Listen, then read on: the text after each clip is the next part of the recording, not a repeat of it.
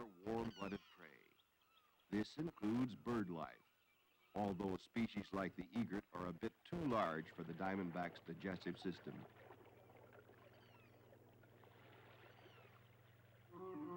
The popular conception of a rattlesnake doesn't place him in the water. However, the diamondback is a most capable swimmer. Along the coast, the snake will cross tidal pools and on occasion has been found several miles from shore, apparently swept oceanward by a strong current.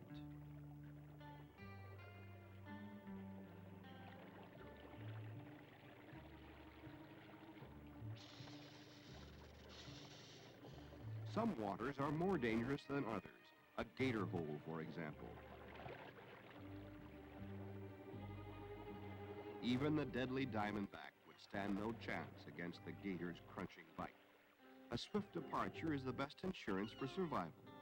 The abundant growth in semi-tropical marshlands provides ideal cover for reptiles.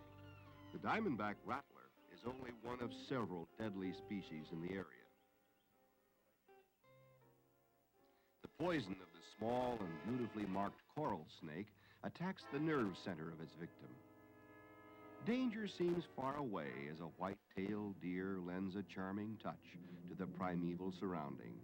But in rattlesnake country, one must always keep an eye toward the ground. The diamondback rattler often takes over the burrow of the gopher tortoise. Such tunnels may extend 30 feet or more.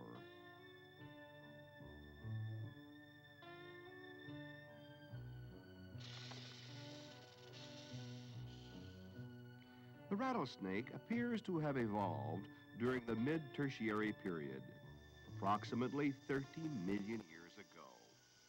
This was a time when a great variety of animals developed, but the rattler was unique in that he had no sense of hearing. His rattle was nature's compensation, serving to alert those creatures who might intrude. Above all, the rattlesnake wants to be left alone.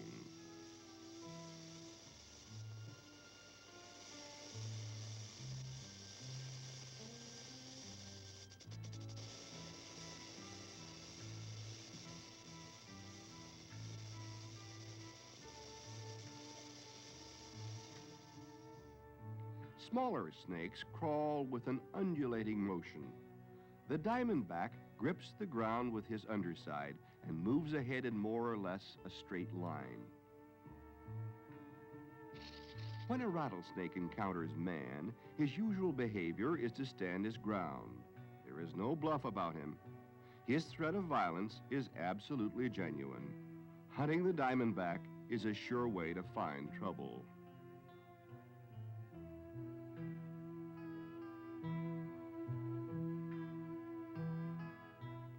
One of the world's leading authorities on snakes is Ross Allen, founder of the Ross Allen Reptile Institute. He has over 40 years' acquaintanceship with creatures which most people would gladly avoid. He and Richard Fowler are professional snake hunters.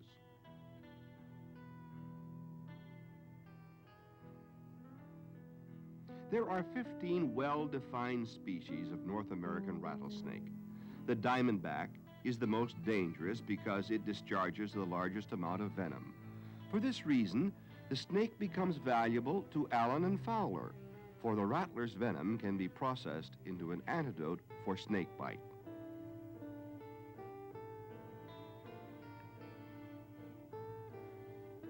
Despite a distinctive skin pattern, the diamondback can be difficult to recognize in its natural surroundings. Ross proceeds with experienced caution, and the snake decides to retreat. The burrow belongs to a gopher tortoise, now dispossessed. One might say the tortoise builds his home too well. Not only the diamondback rattler, but other creatures utilize the long tunnels as a convenient refuge.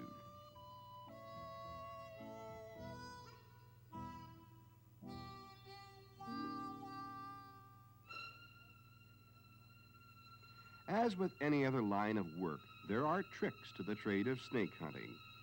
One is to use a mirror to reflect sunlight into the avenue of escape, causing the snake to be temporarily confused by the light. Richard then uses tongs to capture him.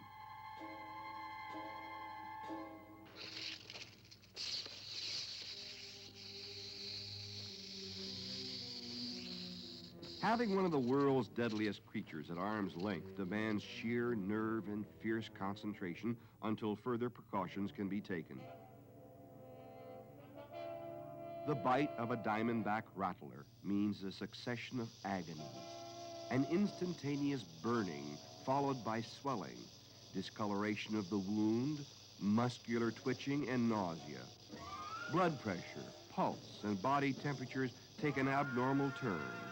Without prompt first aid, the poison will spread throughout the body and blindness or death can result. Transferring the snake from one type of confinement to another is the riskiest part of the operation.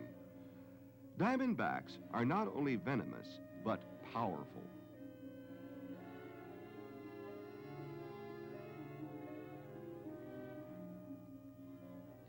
Some animals are apparently immune to snake venom. Human beings can acquire immunity after being bitten several times. Such observations led to research beginning late in the 19th century. By progressive stages, the anti-venom serum was developed, but someone still has to catch the snakes.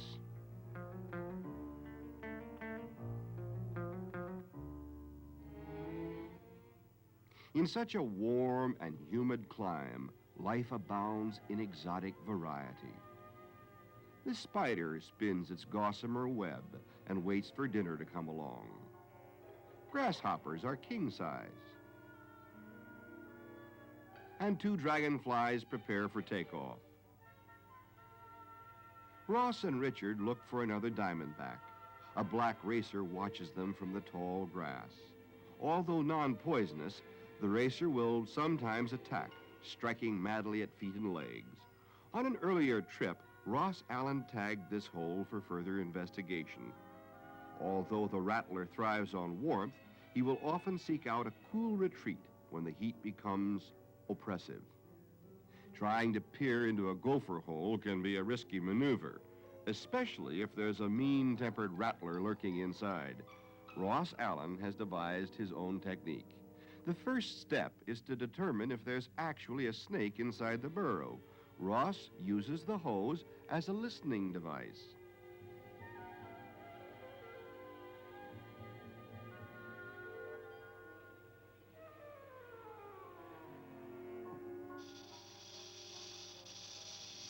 The rattle of the diamondback is unmistakable to the snake hunter's practiced ear. Now he'll use the hose in another way to bring the reptile into the open. Pouring a small amount of gasoline down the hose produces fumes in the burrow. It makes the snake uncomfortable without hurting him.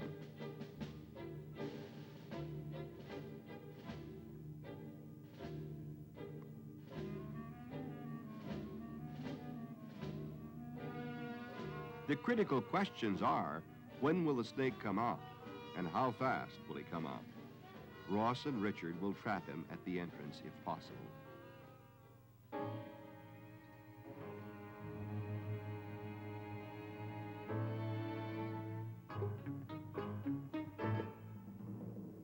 A rattlesnake is really never subdued and will strike at the first opportunity. Even after long captivity, the diamondback is known to remain hostile and threatening.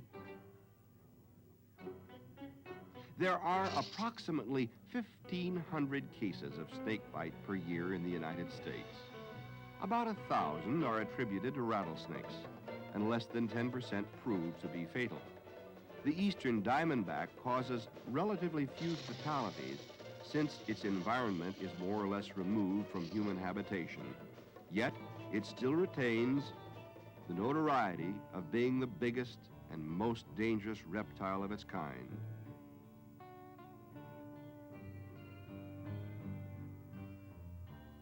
For added protection, the rattlers are placed in ventilated wooden carrying cases for their journey to the Reptile Institute. In the lab, Their venom will be extracted for conversion into snakebite serum. In spite of himself, the deadly diamondback ends up serving the cause of humanity.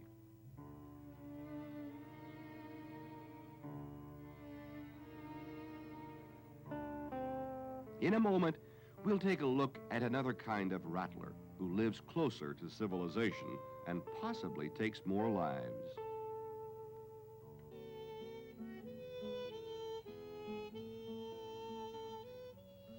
The famous Black Hills of Dakota hold exciting memories of the Old West.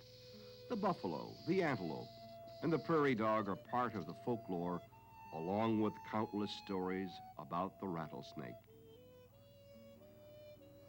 Ours is a modern adventure taking place in early spring. A pair of professional snake hunters from the Black Hills Reptile Gardens are in search of the prairie rattler. They'd like to capture some fine specimens for display. Here, rattlesnake dens are usually on high ridges, which provide good drainage and where natural openings allow the snakes to get below frost line. At this time of year, the prairie rattler has yet to come out of hibernation.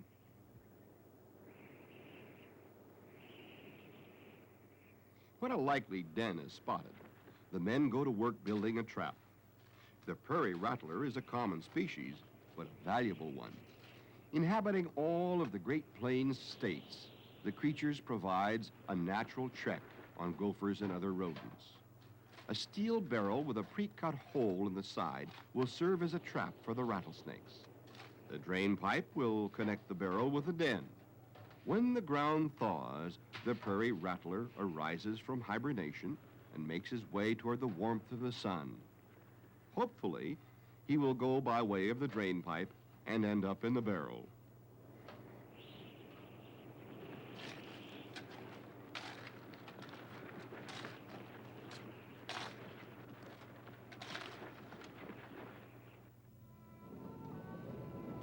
The month of May sees a full crew returning to the scene.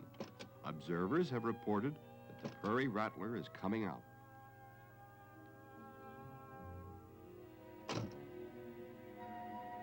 Contemplating a barrel full of deadly rattlers, the obvious question arises, how to get them out?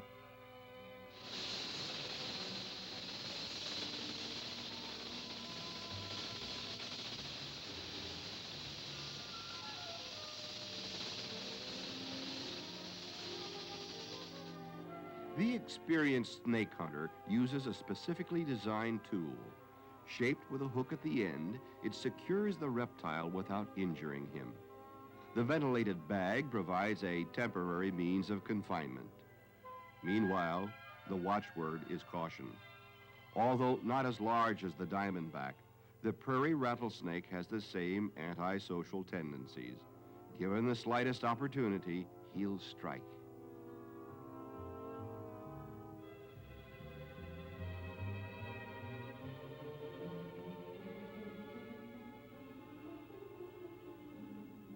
Along with the adult rattlers, many young snakes are captured. All rattlesnakes produce living young. In the northern range of the prairie rattler, the birth cycle is slowed by the cooler temperatures. Instead of producing a brood each fall, the female gives birth only every other year.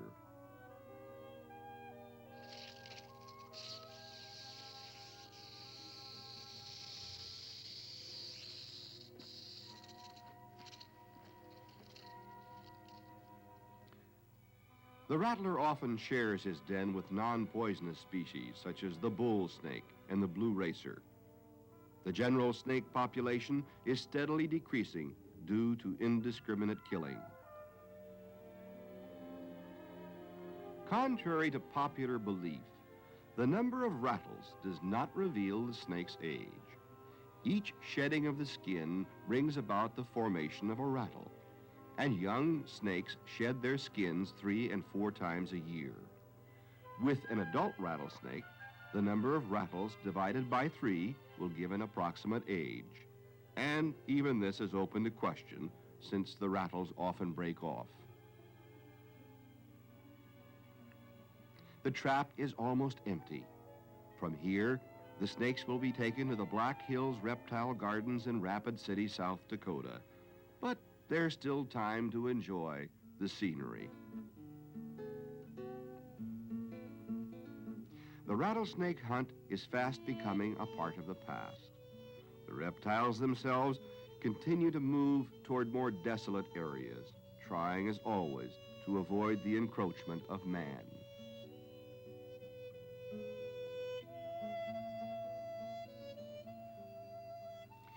With the afternoon sun still high, the men decide to look for more rattlers. Much of this sprawling land is sheep country, a far cry from the days when vast herds of buffalo roamed the area.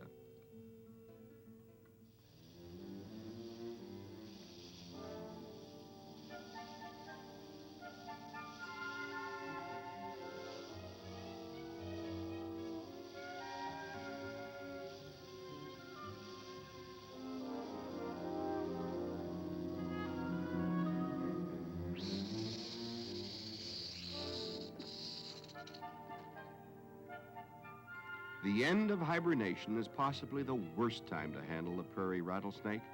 He's hungry, and his venom glands have stored up a maximum supply of poison.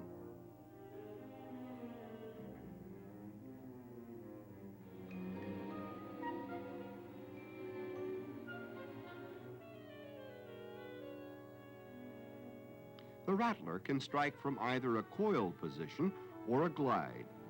His fangs are like elongated hypodermic needles, and the venom is injected deep into the flesh of his victim. Earl Chase, curator of the Black Hills Reptile Gardens, milks the poison from one of the specimens.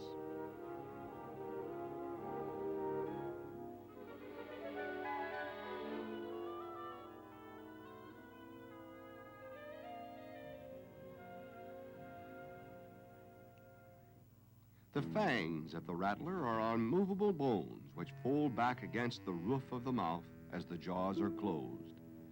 They are covered with a sheath of delicate flesh, which is forced back when the fangs are embedded in an object.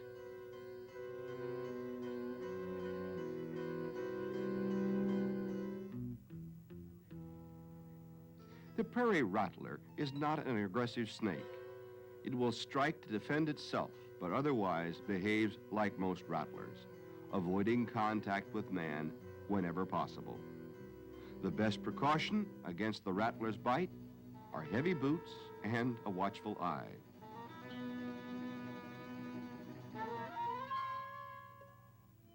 The hunt has been productive. Now it's time to return to Rapid City with a live cargo.